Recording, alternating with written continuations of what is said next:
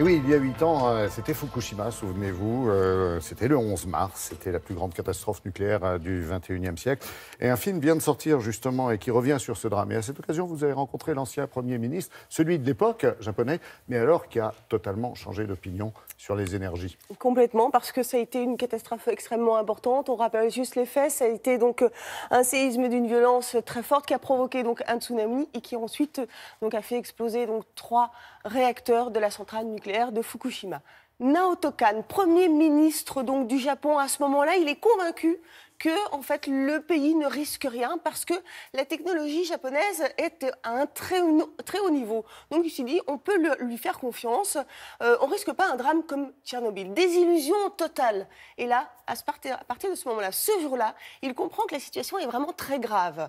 Malgré son pouvoir, il peut rien faire, il est totalement impuissant. Et pas que lui, les experts, les scientifiques, les techniciens, ils ne peuvent rien faire. Et oui, effectivement, il va complètement changer sa manière de penser et devenir un militant anti-nucléaire à travers le monde. C'est son combat. Et aujourd'hui, eh bien, il est sans doute l'une des meilleures personnes pour justement prévenir des dangers du nucléaire. Alors tout de suite, rencontre avec Naoto Kan, regardez.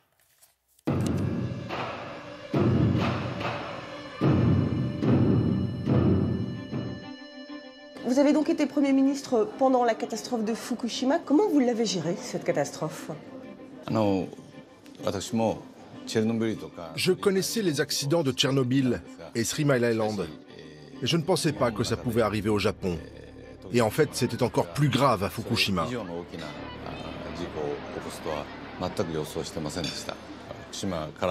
Cet accident était si important qu'on n'est pas passé loin de devoir évacuer les populations dans un rayon de 250 km. Ça incluait la ville de Tokyo, 50 millions de personnes.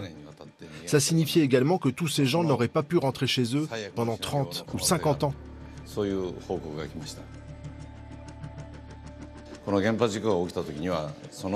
J'ai été très surpris de découvrir qu'au moment de la catastrophe, le responsable de la sécurité nucléaire n'était pas spécialiste.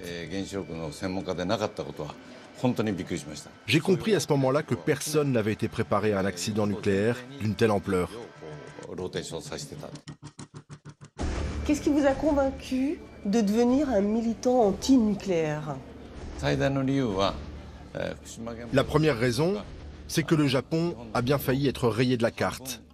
Quand on voit que des centaines de milliers de personnes ont été évacuées et qu'elles ne peuvent plus revenir, on se dit que seule une guerre peut faire autant de dégâts. Et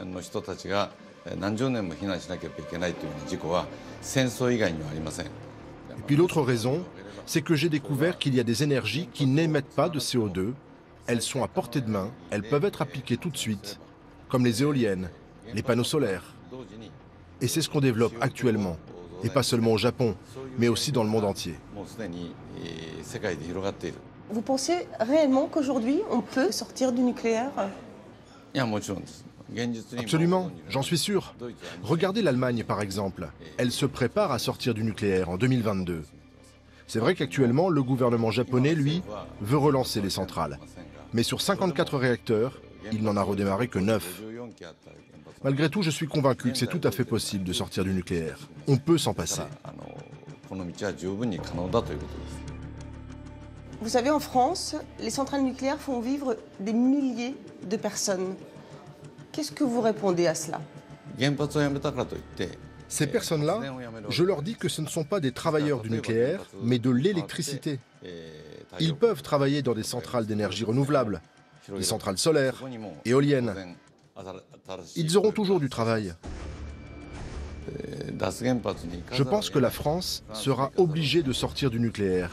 Car depuis Fukushima, les normes sont beaucoup plus strictes, les frais de construction des centrales ont doublé, voire triplé. Ça n'est donc plus rentable d'un point de vue économique. Par ailleurs, à cause de la très forte présence du nucléaire, le développement des énergies renouvelables est retardé en France. Sortir du nucléaire dépendra des décisions du gouvernement. C'est une question de temps, mais ça viendra.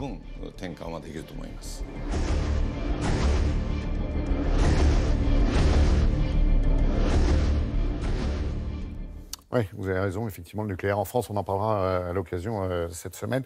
Fukushima, ça devient quoi, là, aujourd'hui, alors? Alors, la décontamination se poursuit. Elle est compliquée, bien évidemment. Elle se fait progressivement. Ils commencent à reconstruire aujourd'hui.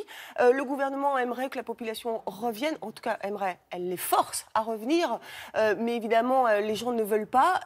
Il faut rappeler que le gouvernement leur avait donné des subventions. Et aujourd'hui, en fait, les subventions s'arrêtent. Donc, ils sont confrontés à soit être exposés aux radiations en revenant sur leur habitation, soit effectivement à aller dans une autre maison, mais sans les aides. Fukushima, le couvercle du soleil, c'est le titre du film? Ah oui, alors ça reprend exactement les faits avec exactitude, 5 jours après les faits. Donc ça a été boycotté au Japon, mais en France, vous pouvez évidemment voir ce film.